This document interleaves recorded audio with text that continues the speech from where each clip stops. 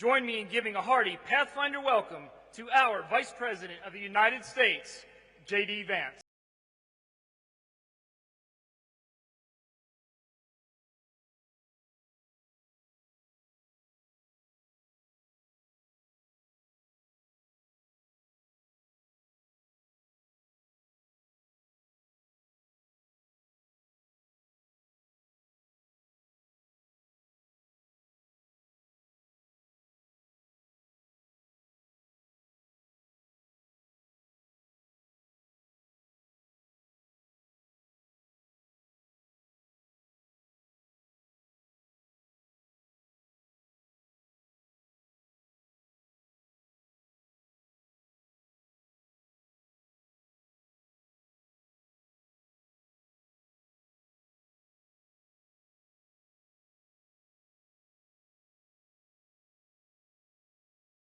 With you, please have a seat. I see we have some beautiful families out there. You know, I served a few years in the Marine Corps, and I got to say, I'm pretty jealous. This is a pretty fine duty station, if I do say so myself. This is a beautiful country. I just spent the past few days here, actually.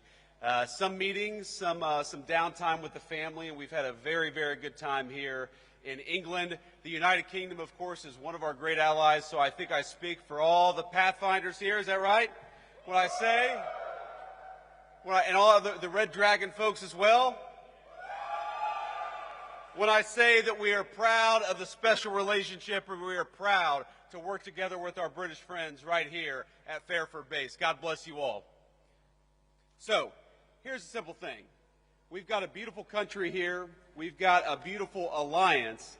And I think every single one of you know that for over 100 years, we have worked with our friends from the United Kingdom to achieve great victories. And if you look at the long sweep of history, every time something big happens for the world, every time a great victory is won for freedom and for peace and for prosperity, it is almost always the Brits and the Americans that do it together. And we win every single time we go to war together. You guys know that as well as anybody. But it's not just about going to war, and it's not just winning when we do. When we work together, when we fight together, when we make it clear that we always approach every situation with an open hand, but if things go poorly, we're willing to do what we have to do. We make it easier to achieve peace and prosperity all over the world. So I want to say, from all of us back home in the United States, for all the people that you serve with, that you fight for, that you make it possible to live the American dream in peace and prosperity. We are proud of you. We are grateful for you. And as your Vice President, I am damn proud to be here with you today. God bless every single one of you.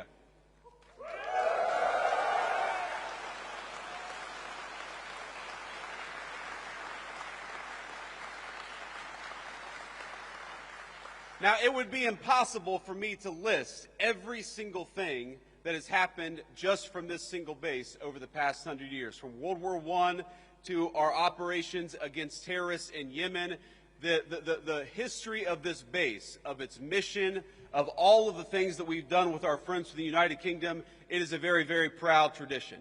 So I won't try to list everything that we've done, but you guys know the mission, you guys know the story, and you guys know the history. We have done so much with our English friends, with our friends from the UK. And, you know, I started I started the week at a place called Chevening with the Foreign Secretary of the United Kingdom further south in the country in a county called Kent. And what we did is we worked on one of our most important shared security goals in Europe, which is the end of the war between Russia and Ukraine. The President of the United States came in 6 months ago, and I just talked to him right before I came on the stage, and he said very simply that we are going to make it our mission as an administration to bring peace to Europe once again. But as you all know, it is impossible to bring peace anywhere unless the bad guys are also worried that we've got a hell of a fine Air Force and a hell of a fine military to back up the peace to begin with. So what you guys do, even though you may not see it every single day, is you make it possible. You make it possible for us to accomplish the President's goals through negotiation. You make it possible for us to go into a room and say, yes, we want peace. Yes, we want to work together. Yes, we'd like to bring an end to this terrible conflict, but we've also got some great airmen. back at Fairford and other bases. They're going to make sure that no matter what happens, the peace and the prosperity and the goals of the American people are going to be well served by what you do. So I think if you look back at the last 6 months, if you look back at the number of lives that we've saved in Rwanda and the Congo, the president ended a 30-year war there. If you look at what we've done in the East Asia, where the president ended a conflict, in Serbia, Kosovo, where the president has brought peace to that area of the world, and now, in just a couple of days, with the president heading to Anchorage, Alaska, to try to achieve an end to this terrible war in Russia and Ukraine. You guys make that possible.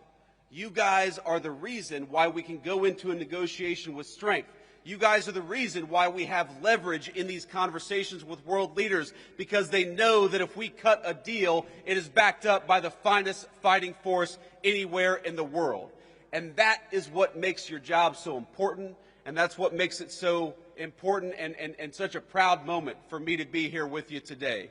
Because nothing that I do, nothing that we do as an administration is possible without the hard work, the courage, and the skill that you guys bring to the job.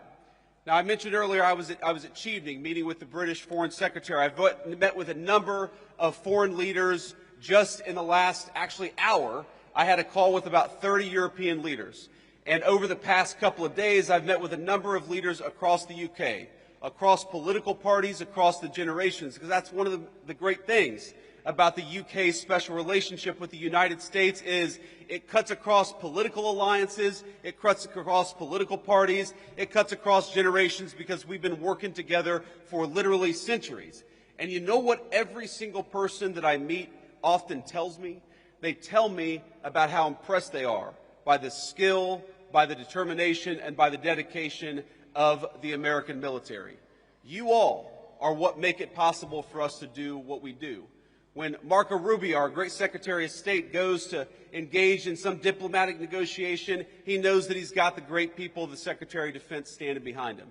And that fact, the fact that people are impressed by you, the fact that so many people are frankly afraid of you, is why we're able to do what we do as an administration. So I just want to say from the President of the United States, who again I just spoke to, and he told me to give you this message. We're proud of you. We're grateful to you. We know that it's not always an easy job. We know there are often long hours, but I hope you know that the peace and the prosperity and the safety of your countrymen depend on you doing a good job, and we are damn proud of the job that you do every single day. God bless you all, and thank you for having your Vice President here in the UK.